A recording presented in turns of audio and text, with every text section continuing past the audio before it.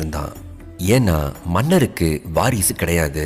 வாரிசு இல்லாத ராஜ்யம்னால மன்னருக்கு அப்புறம் இந்த ராஜ்யம் முழுசுமே நம்மளுக்கு தான் சொந்தம் அப்படின்னு நினைச்சிட்டு இருந்தான் அந்த அமைச்சர். ஆனா இன்னைக்கு அரசருக்கு காட்டுக்குள்ள ஒரு குழந்தை கிடைக்கவும் அமைச்சருக்கு தூக்கி வாரி போட்டுச்சு. இருந்தாலும் மனசுக்குள்ளேயே சரி இருக்கட்டும், காலம் வரும்போது இந்த குழந்தைய தீர்த்து கட்டிடலான்னு யோசிச்சுட்டு இருந்தான். அடுத்து அரசர் அந்த குழந்தையை எடுத்துக்கிட்டு ஊர்வலத்தோட ஊருக்குள்ள வந்தாரு. இந்த விஷயத்தை கேட்ட அரசி ரொம்பவே மகிழ்ச்சி பொங்க அரசரோட வருகைக்காக காத்துக்கிட்டு இருந்தாங்க.